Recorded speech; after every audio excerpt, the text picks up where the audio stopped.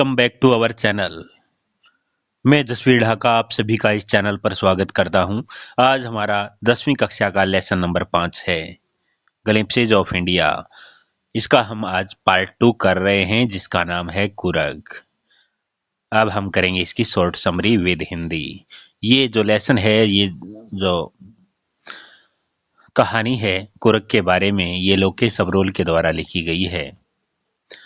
तो पहले मैं आपको इसका हिंदी में ओवरव्यू दे देता हूं, इसके बाद में हम इस समरी को इंग्लिश में समझेंगे।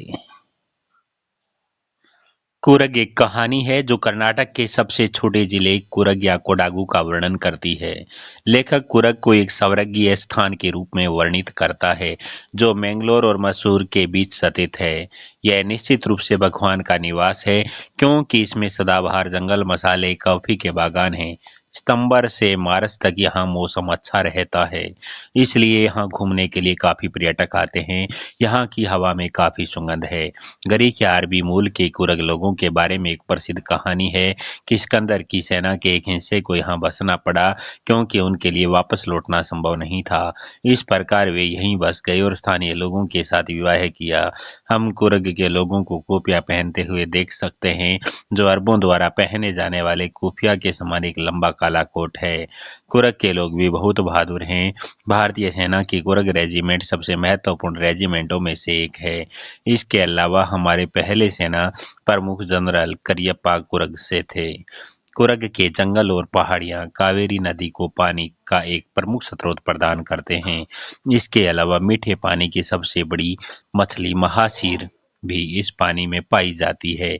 ब्रह्मगिरी पहाड़ियों के शीर्ष पर हम कुरग का दृश्य देख सकते हैं। इसके अलावा बौद्ध भिक्षु कुरग के पास निसारक धाम द्वीप के बायलाकुप्पे में रहते हैं। तो ये थी इसकी शॉर्ट समरी की हिंदी। अब हम करेंगे इसे इंग्लिश में। कुरग इज ए स्टोरी डिस्क्राइबिंग, यानी कुरग जो कहानी है, डिस्क्राइबिंग यानी वर्णन करती है, द कुरग और कोडागु यानी कुरग या कोडागु का वर्णन करती है। डिस्क्राइब होता है वर्णन करना।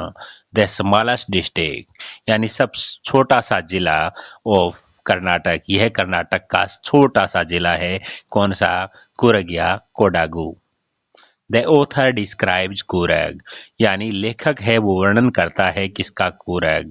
कुर्ग का वर्णन करता है एज ए हेवनली प्लेस, जो कि एक स्वर्गीय स्थान है। दैट लाइज जो पड़ता है बिटवीन मंगलोर एंड मैसूर यानी मंगलोर और मैसूर के बीच में पड़ता है। कौन सा स्थान? यानी जो कुरग है एक स्वर्गीय स्थान जो लाइज मीन पड़ना, जो पड़ता है बिटवीन मंगलोर एंड मैसूर, मंगलोर और मैसूर के बीच पड़ता है। इट इज सर्टेनली होता है निश्चित तौर से। गॉड्स अबोर्ड यानी भगवान का धाम है या भगवान का घर है। अबोर्ड धाम भी कह सकते हैं, घर भी कह सकते हैं। यह निश्चित तौर से भगवान का धाम है या भगवान का घर है। As it has evergreen forest, यहाँ पर सदाबहार वन, स्पाइसेस यानी मसाले, और कॉफी प्लांटेशन यानी कॉफी के बागान हैं। फ्रॉम सितंबर टू मार्च यानी सितंबर से लेकर मार्च तक the weather is good here, यहाँ का जो मौसम होता है वो अच्छा होता है। एंड दस मैनी टूरिस्ट, और इस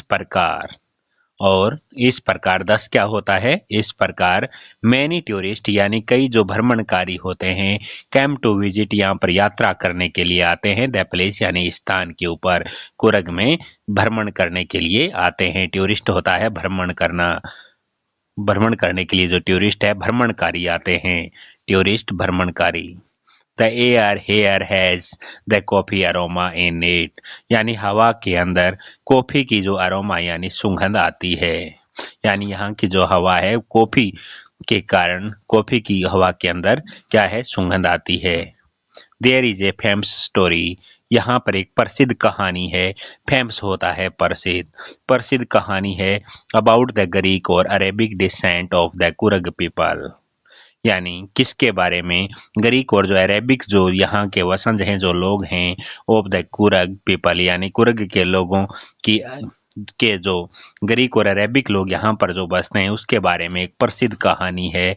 that A part of Alexander army, जो कि एक अलेक्जेंडर की एक सेना का भाग हुआ करता था, हैड टू सेटल हेयर, यानी यहाँ पर आकर व्यवस्थित हो गए, एज क्योंकि इट वाज नॉट पॉसिबल, क्योंकि यहाँ से संभव नहीं था, फॉर देम टू रिटर्न, यानी वापस लौटना उनके लिए संभव नहीं था। देम यानी उनके लिए, जो अलेक्जेंडर की सेना का जो एक भाग था उनके लिए वापस लौटना, टू रिटर्न क्या होता है, लौटना, लौटना संभव नहीं था, पॉसिबल नहीं था। दे द सेटल्ड हेयर, वे इस प्रकार यहाँ पर व्यवस्थित हो गए, सेटल यहीं हो गए, and married with the local, और यहाँ के स्थानीय लोगों के साथ उन्होंने शादी कर ली। वी में फाइंड पीपल ऑफ कुरग वियर कोपिया, यानी हम इन्हें देख सकते हैं या पा सकते हैं कि कुरग के जो लोग हैं वो कुपिया पहनते हैं। ये जो कुपिया होता है ये लॉन्ग ब्लैक कोट यानी काले रंग का कोट होता है, सिमिलर टू द कुफिया, जो कि कुफिया से मिलता जुलता है, दैट अरब्स वियर, जो कि अरब पहनते हैं उससे मिलता जुलता ही क्या है, कुपिया है। People of Coorg are also very brave, यानी कुरग के जो लोग हैं बहुत ही बहादुर लोग हैं। Coorg regiment of Indian army is one of the most significant regiment, यानी कुरग की जो रेजिमेंट है, भारत की जो कुर्गी रेजिमेंट है, वो भारतीय सेना की बहुत ही महत्वपूर्ण या एक शानदार, कहें तो सिग्निफिकेंट होता है, शानदार रेजिमेंट है। Also our first army chief, यानी हमारे पहले आर्मी के जो चीफ हुआ करते थे, जो मुखिया हुआ करते थे, जनरल करियप्पा, कौन होते थे, first army chief general Cariappa, hails from Coorg, यानी कहाँ के निवासी थे, कुरग के निवासी थे।